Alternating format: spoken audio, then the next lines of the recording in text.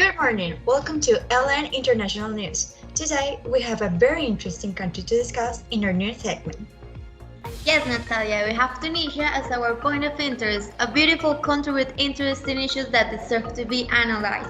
Right now, we are going with Luisa that is in Tunisia. Luisa, go ahead. Hello to all the people that is watching us around the world. In the next 8 minutes, you're going to explore Tunisia from your home, the general characteristics, the position as an international actor, and more interesting topics. Thank you very much, Luisa. I'm really looking forward to visit Tunisia. Now, we're going to see further details of this country. LN International News hopes that you enjoyed this video. Let's go!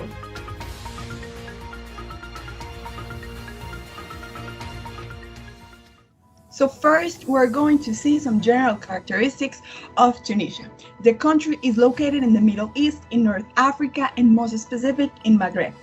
The border in the north and east are located in the Mediterranean Sea. In the south and west, it shares the borders with Algeria, and as you can see, in the south and east, it borders with Libya. The country has good relations with other countries and organizations in the international system, which we will see later. And this Tunisia is the only sovereign state of the Arab countries that has a democratic system with a presidential republic and with a unicameral parliament. Tunisia has democratic system, as we said before, and again is the only country in the Middle East that has a free-based political system. One of the most important historical events that Tunisia has been part of in the last decade is the Arab Spring. The incident was very determined for the countries in the region, and it started in 2010 when the people were uncomfortable with the government that was a dictatorship of Ben Ali. All the discontent started to follow into the neighbor countries. Then the Arab Spring exploded at its maximum point. This shows the influence that the country can have in the international context and the importance in the Arab society. Nowadays, Tunisia is the only country that accomplished a better political system and has a democracy. Their neighbors are involved in wars and even war regimens than before. For Tunisia, integration is essential. Because of its geographic position, Tunisia has always played an important role in both the Mediterranean and the Arab African regions. Also, in 1995, Tunisia was one of the first countries in the Southern Mediterranean to draw up a partnership agreement with the European Union. Moreover, the institutions are also key for the country. Tunisia is deeply convinced of the importance of the United Nations as a framework for collective action and affirms its commitment to the international law and international legality as the basis for its international relations, as well as its commitment to multilateralism in international affairs management. Tunisia strives to contribute through its participation in UN peacekeeping operations or the launch of several initiatives like the World Summit on the Information Society. Talking now about the foreign policy that is based on several principles that illustrate conditions of democracy and balance on international relations. For this reason, Tunisia wants to settle in a fair manner the Middle East conflict. As the country has been a marginal player in the Israel-Palestinian conflict, Tunisia has asked for holding a UN Security Council session to discuss Israeli escalation in the Palestinian territories, particularly the occupied East Jerusalem. Tunisia is engaged with various important international organizations like the World Bank and the International Monetary Fund because of the financial assistance and loans received for the development of the country, and to reform key policies to improve public sector governance, strengthen the banking sector, increase access to information, promote competition in the private sector, and improve infrastructure.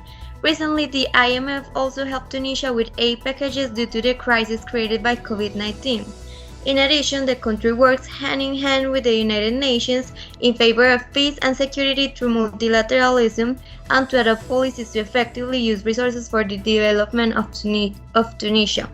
Tunisia is as well a member of the World Trade Organization and the Organization of Islamic Cooperation.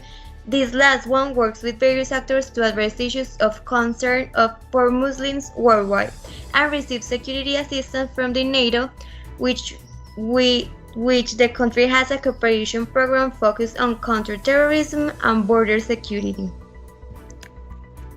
Tunisia does participate in various regional and economic and trade integration, such as the African Union that integrates African countries for their economical and social development, the COMESA that is the biggest African trade bloc, the Arab Maghreb Union to strengthen economic ties and gradually have free circulation of goods, services and factors of production, the GAFTA to facilitate the trade between Arab countries, and the Arab League that strengthens and coordinates political, cultural, economic and social programs of its members.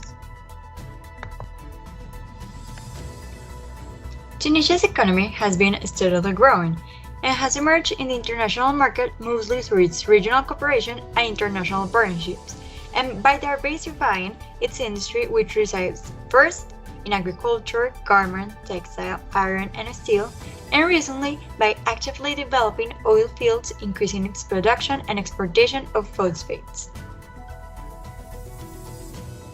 Some important socio-economic issues that Tunisia faces. First, regarding the Human Development Index, it shows that Tunisia does not provide the sufficient basic needs and requirements for a dignified life, like the lack of access to health, quality education, the high rates of poverty, and low income. Therefore, don't have people qualified enough to do more complex products and have a more diversified and specific market. Another vital issue is the migration.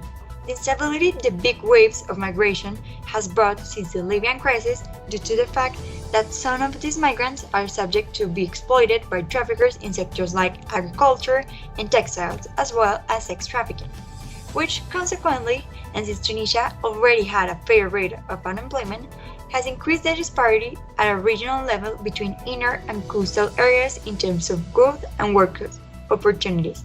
The country's unemployment rates and inflation have also contributed to the increase of social tensions among the young people.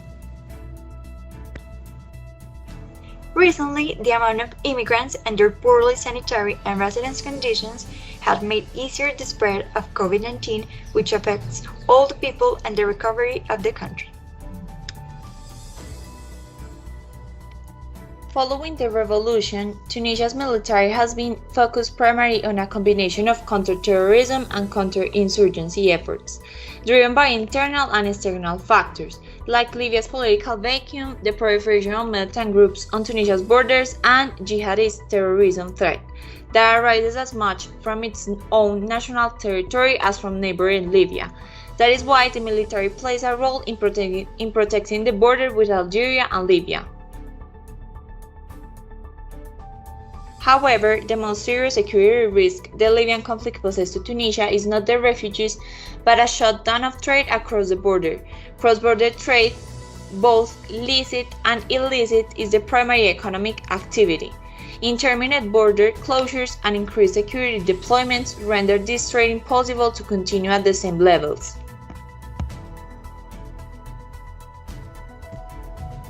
To keep up with the latest news, please follow LA News in their platforms Instagram, Twitter, and YouTube. Thank you so much